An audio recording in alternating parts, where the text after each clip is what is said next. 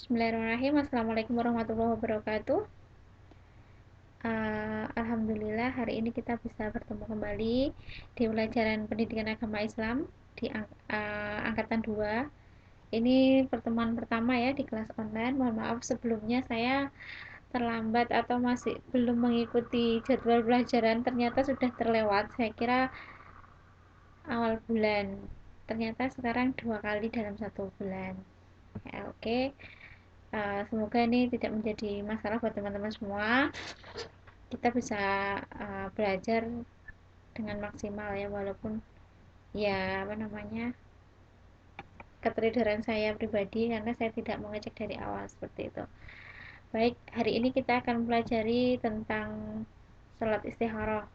Ini kita pelajari bab pertama tentang sholat istikharah seperti itu. Selanjutnya, apa sih yang dimaksud dengan sholat istikharah seperti itu kan?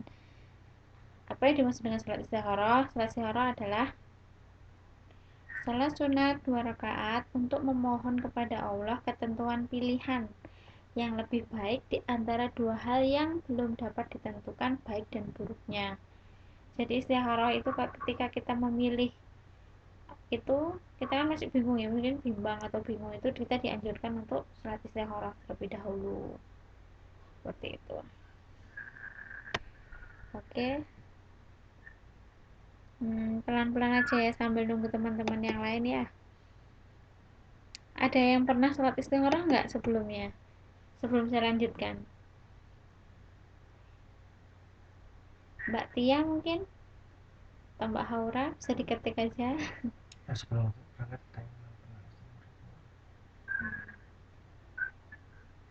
Ya, Mbak Haura pernah, Mbak Ayu belum.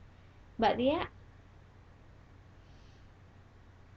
ya, ya mungkin kita mulai belajar ya. Jadi mungkin sebelumnya belum tahu atau yang sudah pernah, kita mantapkan lagi yang sudah pernah, yang belum tahu kita pelajari supaya lebih tahu apa sih sholat istikharah seperti itu. Nah, selanjutnya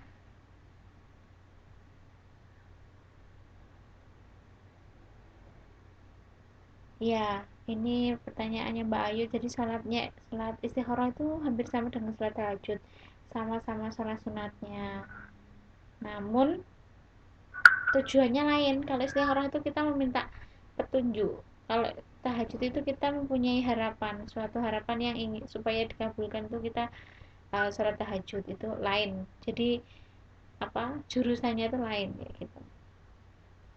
Wah, Mbak Tia ini sering ya, berarti Mbak Tia ini sering mendapatkan pilihan. Memang ada sih yang bilang hidup itu pilihan seperti itu kan. Jadi mungkin banyak pilihan ya ini. Ha-ha, benar Mbak Tia. Oke, kita lanjutkan ya. Jadi gini, mengapa sholat istikharah itu dilakukan? Nah, tujuannya sholat istikharah itu apa saja kayak gitu kan. Itu ada dua macam. Yang pertama untuk menentukan karir atau jodoh. Itu. Kalau karir itu biasanya ketika kita bekerja, apa namanya? Mungkin suatu saat kalian ketika pulang ke Indonesia dapat pekerjaan yang lebih baik gitu ya. Katakanlah kerja jadi guru misal.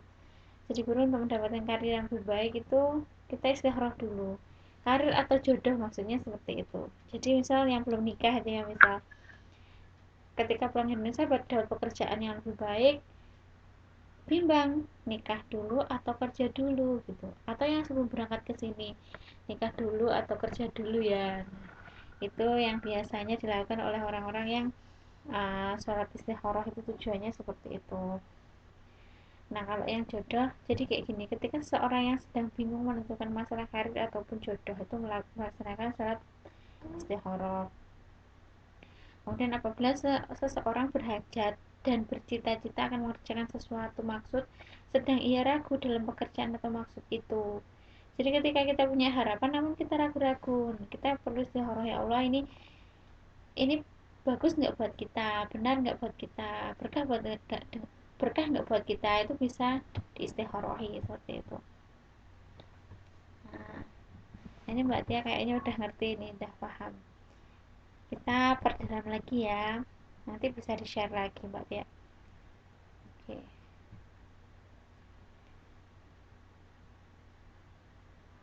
Tapi sebelumnya teman-teman ada yang sudah nikah belum nih?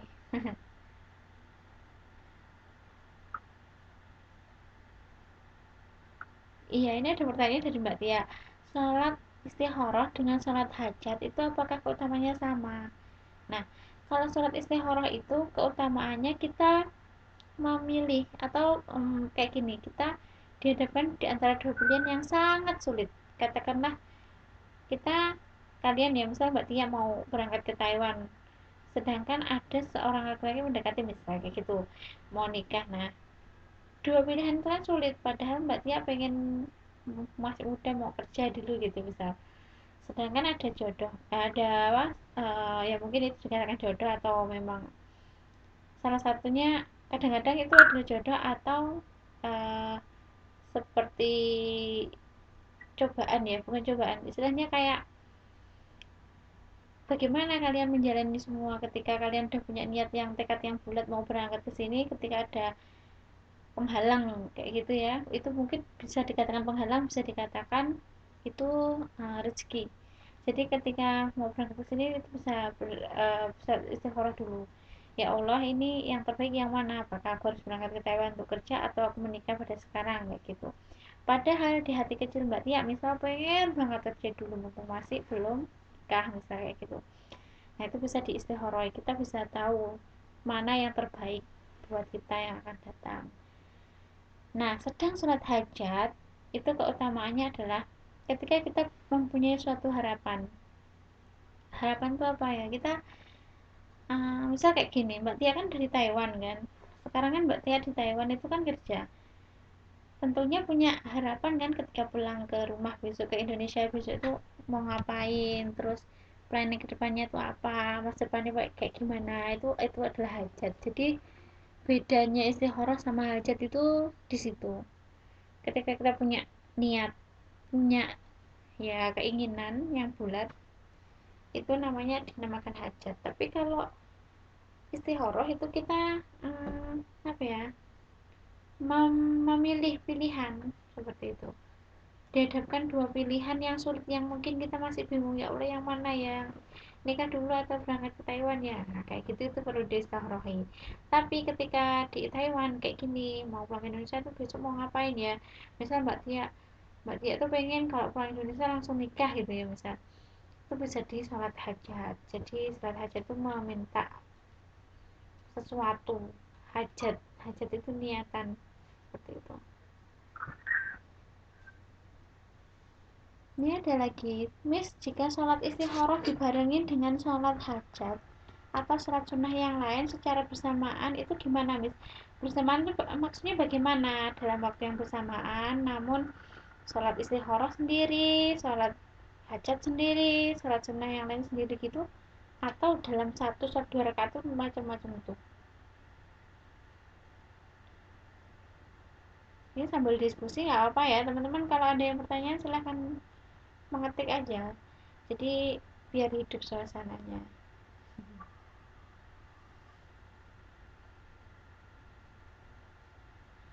Oke, sambil nunggu Mbak Tia mengetik, kita lanjutkan dulu ya. Nah, kapan waktu mengerjakan sholat istikharah? Jadi sholat istikharah itu waktunya itu kapan? Yang baik ya, waktu yang baik melaksanakan sholat istikharah itu kapan? Itu dilakukan sepertiga, seperti sholat tahajud, dan lebih diutamakan waktu sepertiga malam terakhir. Sepertiga malam terakhir itu kapan? Sepertiga malam terakhir itu adalah apa namanya? Katakanlah dibagi waktunya itu ya dari jam 7 sampai jam 10 sampai jam 2 sampai jam 5. Sepertiga terakhir itu yaitu jam 2 sampai jam 5 itu yang insya Allah apa namanya yang diutamakan seperti itu. Dan itu adalah waktu-waktu yang sangat sulit, istilahnya enak-enaknya orang tidur lah kayak gitu. Selanjutnya yang kedua itu dilakukan seperti sholat biasa atau setelah sholat wajib kemudian dilanjutkan doa istikharah. Jadi doa sholat istikharah itu tidak hanya waktu malam, namun ketika kalian memang ingin sekali mendapatkan jawaban secepatnya, istilahnya yos iya, ingin mendekatkan diri lah, dan berdoa terus menerus itu bisa dilaksanakan setelah sholat wajib, dan ditambahi doa istikharah. Doanya nanti ada di belakang ya, seperti itu. Nah, kembali lagi ke Mbak Tia, ini tadi gimana, udah jelas ya waktunya ya. Setelah sholat hajat dilanjut sholat tahajud dan sholat sunnah lainnya, yaitu setelah salam. Iya, boleh. Ini pengalaman saya ya, pengalaman saya pribadi dulu waktu saya, ya maksudnya saya pernah sholat malam itu memang ada sholat tahajud, habis sholat tahajud sholat istihoroh, habis itu sholat tasbih, sholat macam-macam, ya sholat sunnah lainnya lah. Jadi ada sholat sunnah biru walidaini ketika kita mendoakan kedua orang tua kita itu ada. Jadi apa namanya, boleh kita melaksanakan itu. Jadi itu insya Allah lebih afdal, namun niatnya lain-lain ya. Kalau istikharah tadi menentukan pilihan, itu yang harus dipahami. Sedangkan salat hajat itu kita ingin menginginkan sesuatu seperti itu. Nah, paham ya. Jadi memang jurusannya lain-lain walaupun waktunya bersamaan. Dan yang afdol itu yaitu sepertiga malam ini, sepertiga malam terakhir itu yang afdol. Oke, selanjutnya, nah yang lain kalau ada pertanyaan ketik aja ya, nanti kita diskusikan langsung. Mbak Tia udah paham ya Mbak? Oke, oke. Selanjutnya bagaimana cara melaksanakan atau mengerjakan sholat istikharah? Nah, sholat istikharah itu dikerjakan 2 rakaat seperti sholat sunnah lainnya. Jadi sebenarnya sholat istikharah itu mudah, gampang sekali. Seperti sholat sunnah lainnya itu seperti sholat sunnah rawatib, rawatib yang dilaksanakan setelah dan sebelum sholat wajib itu. Namun yang beda hanya niatnya saja dan surat-suratnya yang perlu kita ketahui. Yaitu ini ada cara-cara mengerjakan sholat istikharah. Yang pertama, diawali dengan niat sholat istikharah. Nah, niatnya bagaimana? Ada yang tahu niatnya? Nanti ya, selanjutnya ada. Selanjutnya takbiratul ikhram. Takbiratul ikhram itu yang Allahu Akbar itu. Kemudian yang ketiga membaca surat Al-Fatihah seperti surat biasa, dan surah berikutnya itu adalah surah Al-Kafirun. Surat Al-Kafirun ada yang sudah hafal? Ada yang sudah tahu surat Al-Kafirun?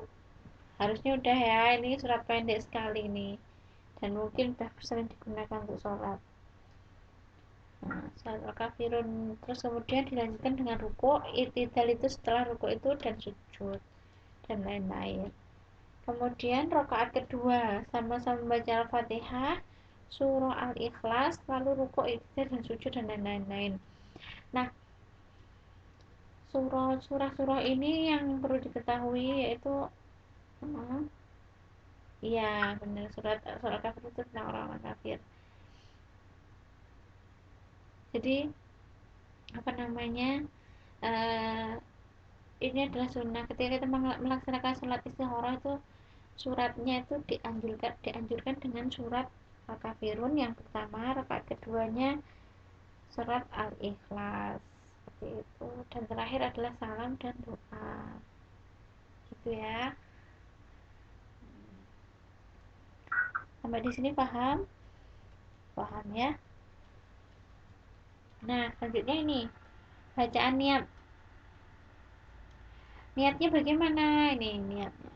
Usolli sunatal istikharati rakaataini lillahi ta'ala. Jadi istikharati lillahi ta'ala. Saya niat sholat istikharah 2 rakaat karena Allah Ta'ala. Artinya seperti itu. Baca niat lalu takbiratul ikhram. Gitu ya. Selanjutnya, nah ini yang paling sulit, doa setelah sholat istikharah. Saya ingat banget ini waktu dulu SMA, saya harus diwajibkan menghafalkan surat ini. Kalau nggak hafal dia nggak naik kelas. Karena wali kelas saya adalah guru Quran hadis, dan semua semua level, karena saya dulu sekolahnya di Mandua, Ponorogo itu, satu angkatan kelas saya itu jumlahnya A, misal 1A, B, C, D, E, F, G, H, I, J sampai dengan H. itu berapa kelas itu, dan satu kelasnya itu 50 siswa. Kalau kelas saya dulu kelasnya C. Kalau C itu nggak lulus, nggak bisa hafal, nggak naik. Itu karena guru saya adalah guru hadis dan anaknya wajib hafal ini, kayak gitu. Doanya seperti ini, saya bacakan ya. Bismillahirrahmanirrahim. Allahumma inni astaghfiruka bi'ilmika wa astaghfiruka bi qudratika wa as'aluka min fadlik wa as'aluka min fadlikal azim fa innaka taqdiru wa la aqdiru wa ta'lamu wa la a'lamu wa anta 'alamul ghuyub. Allahumma in kunta ta'lamu anna hadzal amra khairul li fi dini wa ma'ashi wa 'aqibatil amri faqdirhu li wa yassirhu li, wa in kunta ta'lamu anna hadzal amra syarrul li fi dini wa ma'ashi wa 'aqibati amri fasrifhu anni wasrifni anhu wa qadurli waqtur liyal khaira haitsu kana summa ardini bihi. Nah, jadi doa ini apa namanya? Doa istikharah, ketika kita habis salat istikharah kita dianjurkan untuk doa ini. Salat istikharah itu maksimal 2 rakaat. 2 rakaat, Mbak. Tapi dilaksanakan berkali-kali, dalam artian waktunya itu habis salat apa namanya? Wajib tadi. Bisa. Doa itu artinya seperti ini. Oh, Mbak Ayu, coba Mbak Ayu baca artinya, Mbak. Terlihat kan ya?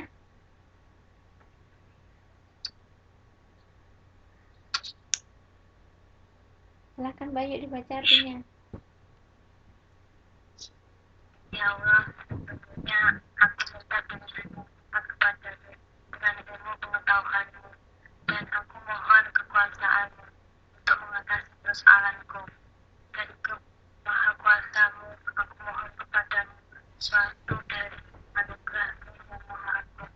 Sesungguhnya engkau maha kuasa, sedang aku tidak kuasa. Engkau mengetahui, sedang aku tidak mengetahui. Dan dalam hal mengetahui hal yang gaib, ya Allah, apabila engkau mengetahui bahwa urusan ini disebutkan masalahnya lebih baik dalam agama dan akidah terhadap diriku atau Nabi Rasulullah bersabda, dunia merahmat, takdirkanlah untukku, mudahkanlah balanya, kemudian berikanlah berkah akan. Tetapi apabila engkau mengetahui bahwa persoalan ini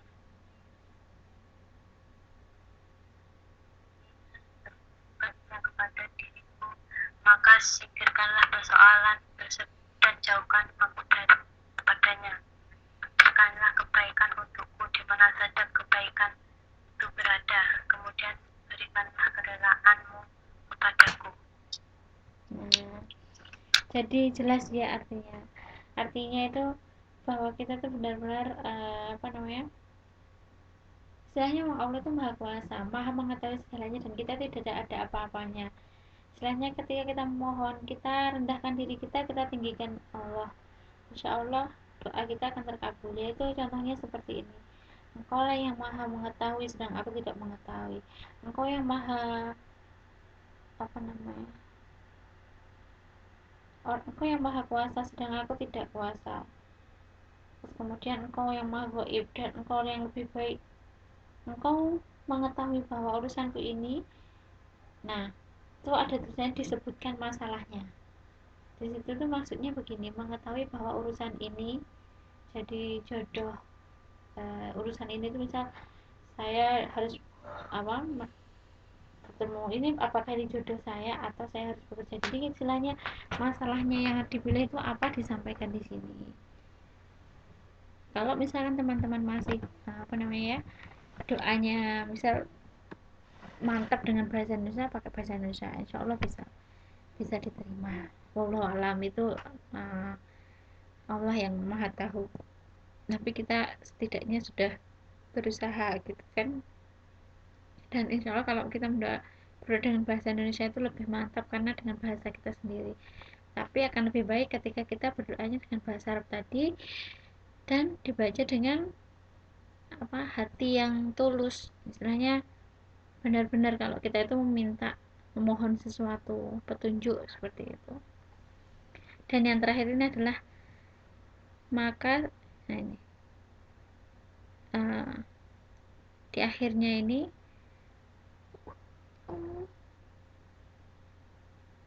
ya Allah, apabila Engkau mengetahui bahwa urusan ini lebih baik dalam agamaku dan akibatnya terhadap diriku,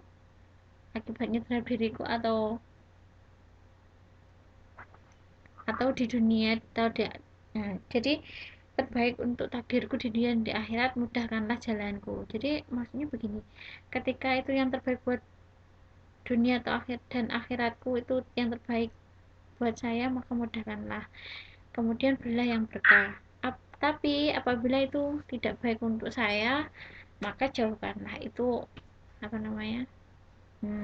maksud dari doa ini, seperti itu.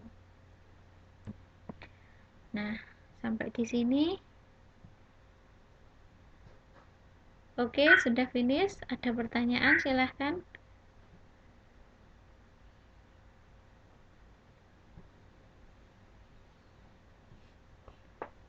Ini karena memang materinya simple ya, tapi insya Allah teman-teman sudah pernah melaksanakan sholat sunnah, jadi saya kira teman-teman sudah pernah melaksanakan sholat sunnah, itu udah tahu kurang lebih tentang sholat istikharah seperti itu. Nah, yang lain silahkan kalau ada pertanyaan.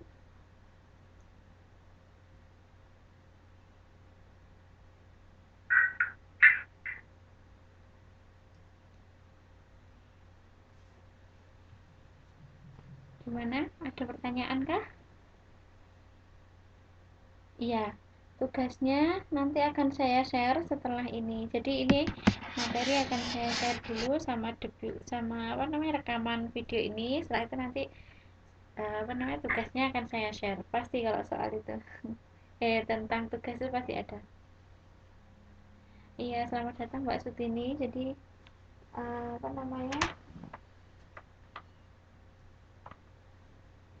waktu kita sebenarnya 45 menit. Ini tadi kita sudah mulai waktunya. Tapi tidak apa-apa, saya saya senang sekali teman-teman bisa hadir malam hari ini.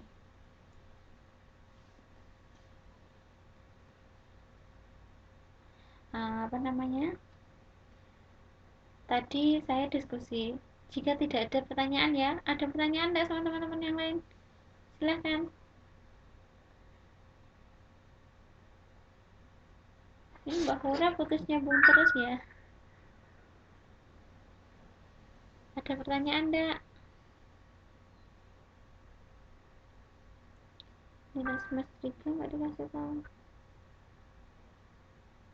maksudnya bagaimana Mbak? Saya share gitu dong nilainya. Jadi nilai itu saya sudah setorkan ke akademik, jadi insya Allah sudah masuk ke raport. Kalau perorangan yang dari saya, gimana Mbak?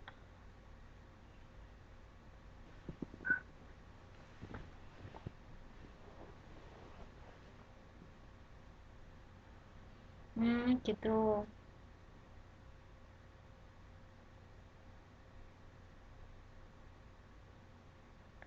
Oh, boleh nanti ya, kalau misalkan untuk selanjutnya, karena kemarin kan pilihan ABC kan, kok pilihan ABC, maaf, itu kan Google Form kan. Sebenarnya saya pengen menunjukkan, tapi saya belum siapkan ininya. Nanti next time lah, insya Allah saya siapkan. Jadi untuk soal tugas yang akan datang, insya Allah nanti akan saya share nilainya, gitu ya.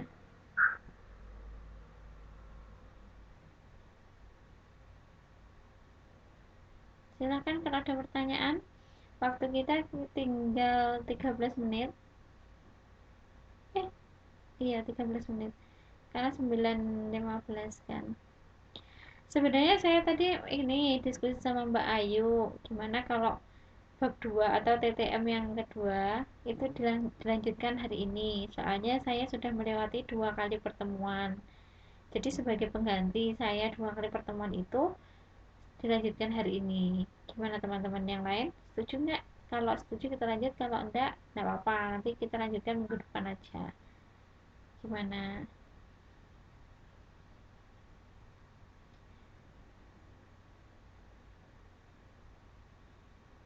Eh, sampai jam 10. Sebentar.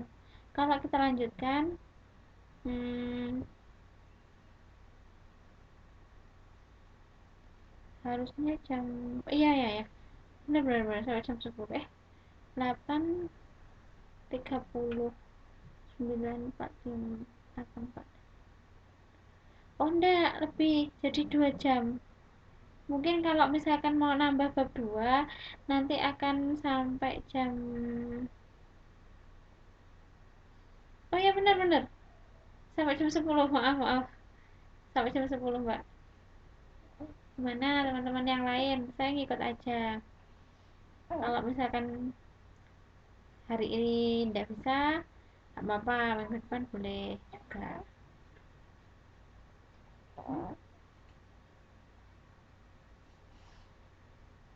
Soalnya hari Minggu mungkin teman-teman kan repot, jadi saya khawatirnya teman-teman nggak datang gitu. Apa minggu depan aja, biar enak.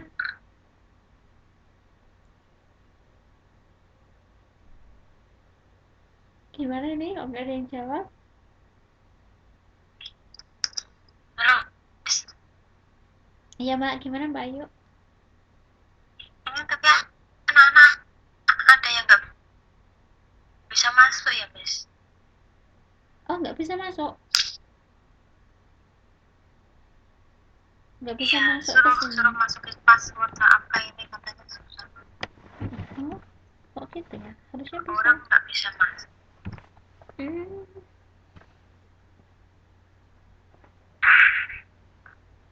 apa Mbak? Ini bisa ya? Hmm.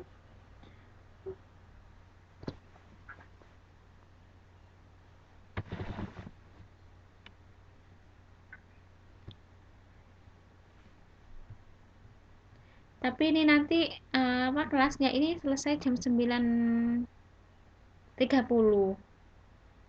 Jadi nanti saya buatkan kelas lagi. Nanti teman-teman bisa masuk lagi untuk melanjutkan. Atau kita sudahin aja dulu, kita lanjutkan minggu depan. Gimana?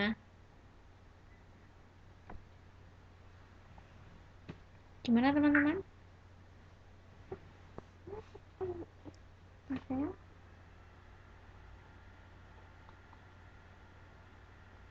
Oh iya, minggu depan PTM jadi nggak bisa. Apa sih? Jadi nggak bisa ini ya kelasnya.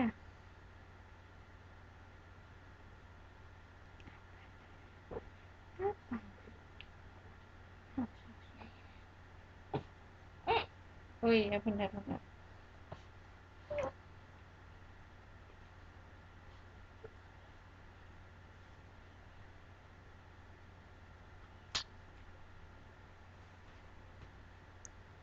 Atau kita ganti lain waktu aja kali ya.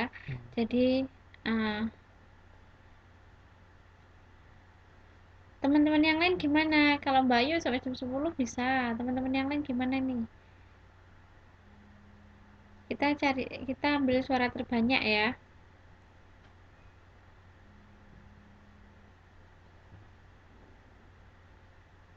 Iya, video bisa di-share di YouTube.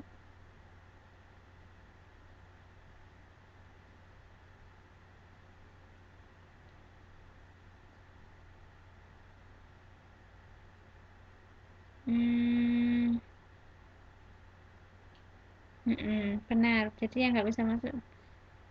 Ya, oke. Kalau gitu gini aja, mempersingkat waktu. Nah, sepertinya teman-teman,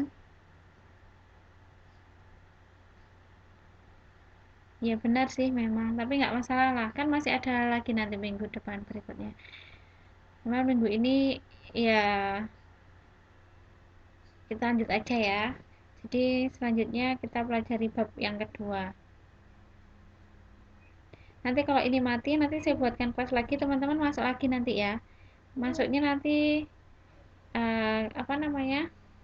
Linknya saya share di selanjutnya nanti. Saya share di grup lagi nanti ya. Oke, kita lanjutkan dulu. Oke.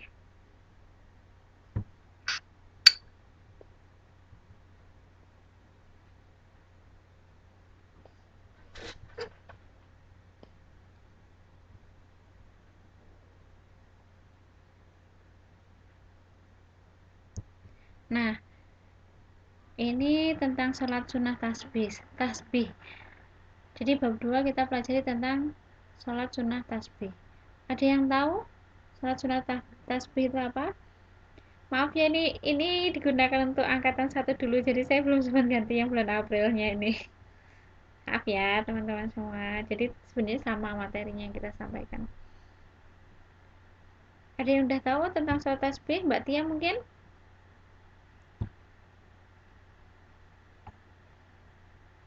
Oke. Jadi kayak gini, sholat tasbih itu apa sih? Sholat tasbih adalah sholat sunnah yang dikerjakan sebanyak 4 rakaat yang di dalamnya diperbanyak bacaan tasbihnya. Ada yang tahu bacaannya kayak gimana? Mbak Tia mungkin? Mbak Tini jawab Mbak, silahkan diketik aja. Atau ada yang sudah pernah melaksanakan sholat sunnah tasbih mungkin.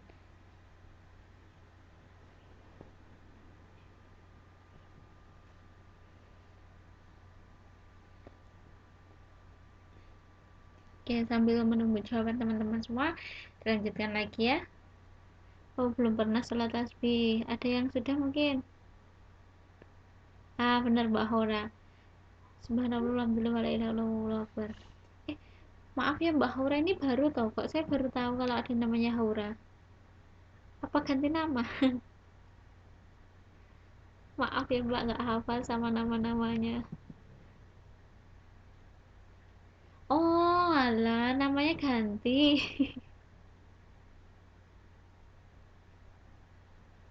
Iya benar Mbak Tia. Jadi sholat tasbih itu doa meminta ampun. Sekarang kita pelajari dan lebih dalam lagi. Ah, makanya nih kalau maaf ya namanya kalau tidak sama-sama itu saya agak bingung juga. Oke lah, apa? Kita lanjutkan. Jumlah tasbihnya itu yang dibaca sebanyak berapa? 300 kali dengan perincian setiap rakaat dibaca 75 kali. Bagaimana caranya? Kita lihat ya.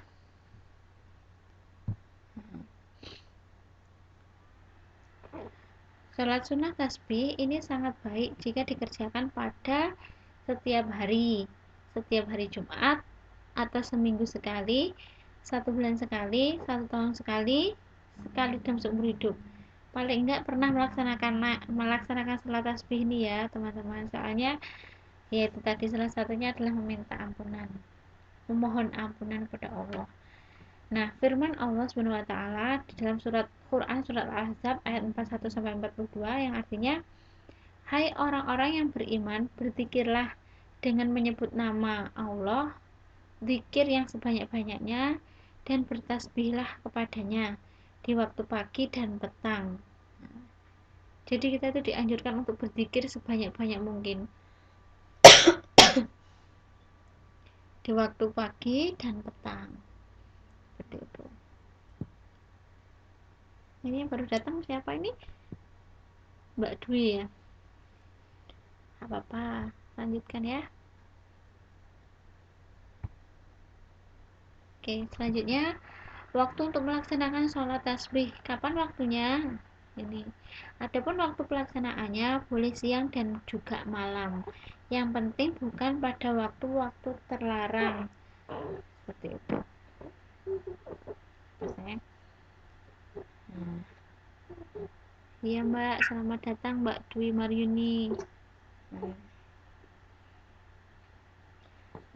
Terus kemudian yang kedua, jika dikerjakan pada malam hari, maka sebaiknya tiap 2 rakaat satu salam. Jika dikerjakan pada malam hari, maka sebaiknya tiap 2 rakaat satu salam. Jadi 2 rakaat 2 rakaat. Paham ya?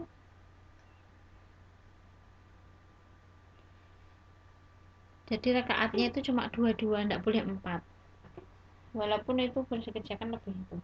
Sedangkan jika dikerjakan pada siang hari, maka boleh dikerjakan 2 rakaat satu salam atau 4 rakaat sekaligus dalam satu salam tanpa tasyahud awal.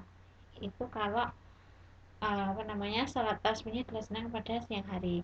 Waalaikumsalam, selamat malam Mbak Sri, selamat malam Mbak Dwi, welcome. Akhirnya ada yang masuk ya, bisa masuk ya. Ini sudah masuk ke bab 2 Mbak Sri sama Mbak Dwi. Jadi nanti yang bab pertama bisa dilihat di YouTube nanti yang akan saya upload besok ya. Gak apa-apa ya, memang mungkin bukan kesalahan pribadi ya. Jadi memang ikut teknisnya internet. Masalah. Bentar. Kita lanjutkan sekarang tentang bagaimana tata caranya sholat tasbih. Nah, tata cara sholat sunnah tasbih itu bagaimana? Yang pertama adalah niat sholat tasbih. Niatnya seperti apa? Seperti ini. Usolli sunat tasbihi rakaataini atau arba'a rakaatim lillahi ta'ala.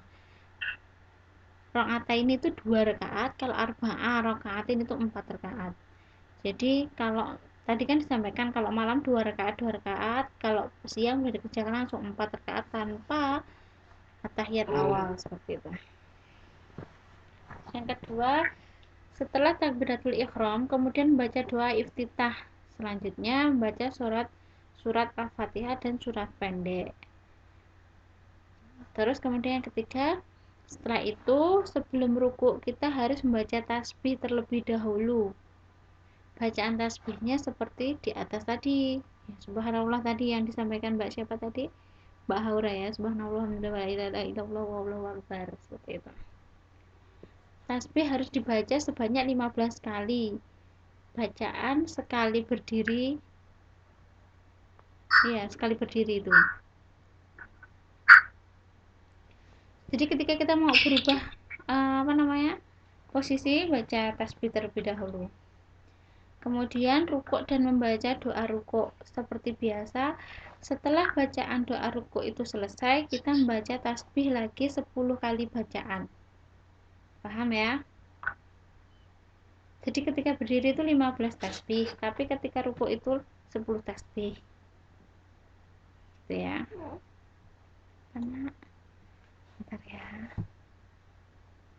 Nah, yang kelima, kemudian bangun dari ruku atau iktidal. Yang sami Allah liman hamidah itu loh. Kalau lupa ya, ini ada pertanyaan, kalau lupa membaca bagaimana Miss? Nggak apa-apa, balik lagi. Kan udah dijelaskan. Namanya sholat tasbih kan harus membaca tasbih.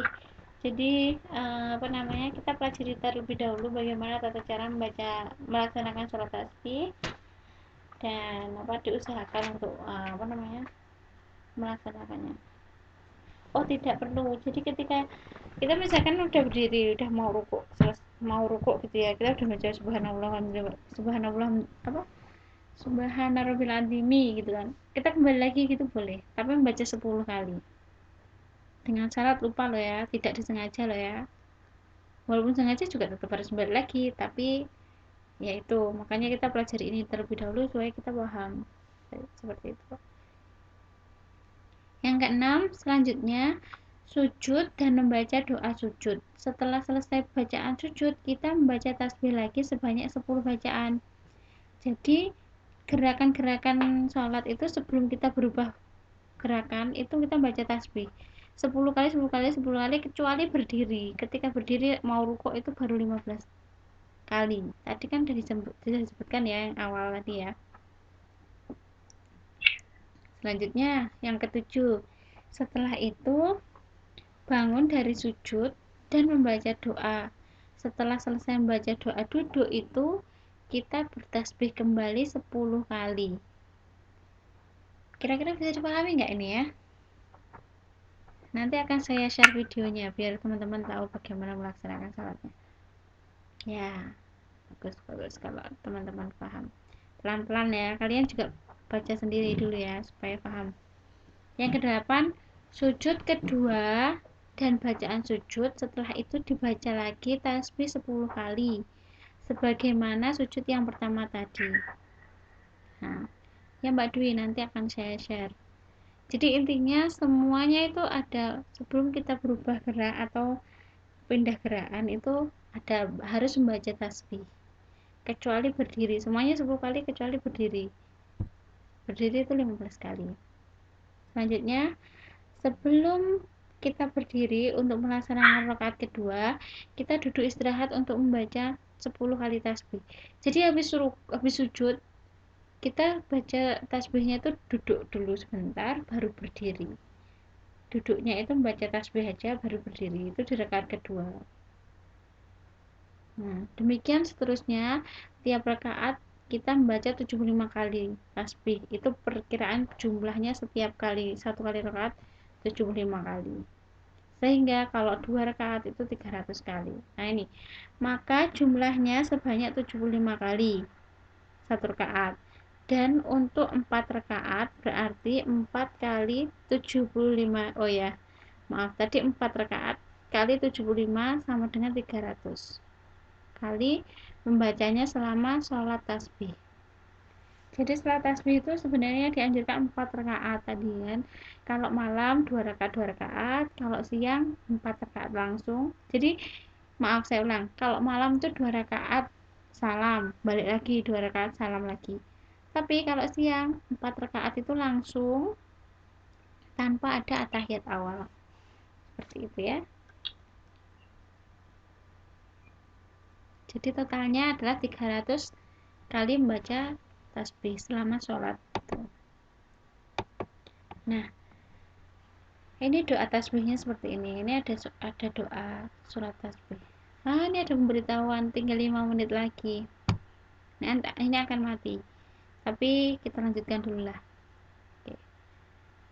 Itu seperti ini. Allahumma ini as'aluka taufiqa ahlil huda wa a'mala ahlal yaqin wa munasahati ahli taubah wa asma ahli sabr wa jidda ahli khasyah wa talaba ahli ragbah wa ta'abada ahli wara' wa irfanna ahli almi hatta akhafaka. Allahumma inni as'aluka makhafata jizuni an ma'asika hatta amalabat fi ta'atika amalan astahiqu bihi ridhaka wa hatta ana sihuka fi taubati wa khaufan minka. Oke, dan seterusnya. Nah, ini artinya kita langsung ke artinya saja. Artinya ini, ya Allah, aku memohon kepadamu taufik orang-orang yang mendapat petunjuk, amalan orang-orang yang mempunyai keyakinan kuat, ketulusan orang-orang yang bertaubat, keteguhan hati orang-orang yang sabar, kesungguhan orang-orang yang takut kepadamu, permohonan orang-orang yang mengharapkanmu, ibadah ketaatan ahli wirai dan kebijakan ahli ilmu, sehingga aku takut kepadamu.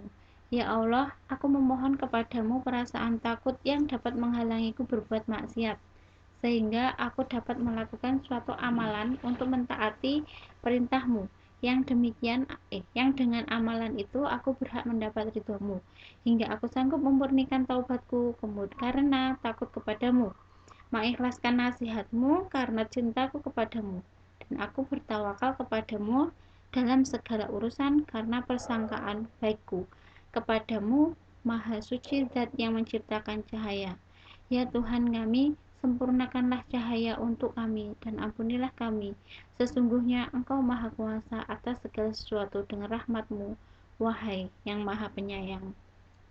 Jadi dari ini kita tahu bahwa setiap sholat sunnah itu ada doanya ya. Seperti tadi sholat tahajud ada doanya, sholat tasbih ada doanya, sholat tahajud pun ada doanya, seperti itu. Ya, Mbak Warianti, selamat datang. Oke, untuk lebih jelasnya kita lihat lagi nih. Ini ada hikmah sholat sunnah tasbih. Jadi hikmahnya itu apa? Kita wajib ketahui adalah hikmahnya itu menjadikan dosa diampuni oleh Allah, baik yang telah lewat maupun yang baru saja terjadi, dan bahkan memberatkan timbangan amal baik nanti di hadapan Allah.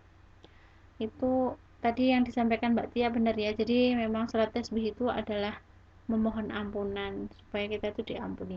Maka tadi dianjurkan sholat tasbih itu sekali seumur hidup, itu mentok-mentoknya. Jadi kalau misalkan memang apa namanya benar-benar tidak bisa, jadi yaitu tadi sekali seumur hidup. Kalau bisa setiap hari Jumat, setiap hari Jumat nggak bisa, 1 bulan sekali, 1 bulan sekali, setahun sekali. Kalau 1 tahun sekali nggak bisa, seumur hidup sekali.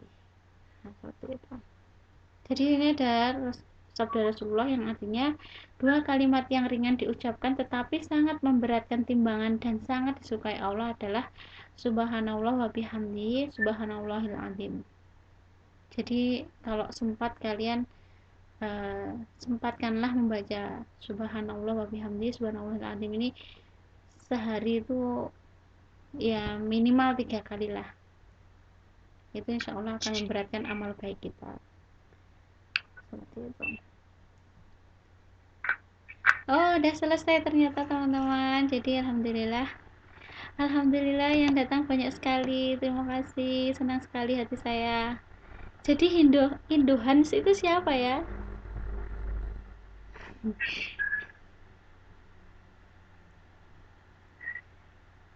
Oh, Malida. Oke. Em, jadi teman-teman semua, karena materi ini udah habis, jadi kita tidak perlu memperpanjang lagi aja gimana. Jadi teman-teman bisa melihat di YouTube aja nanti ya. Yang baru datang saya ucapkan terima kasih atas kehadirannya. Gak apa-apa terlambat mungkin ya karena kesalahan teknik tadi. Oke, waktu kita sudah habis.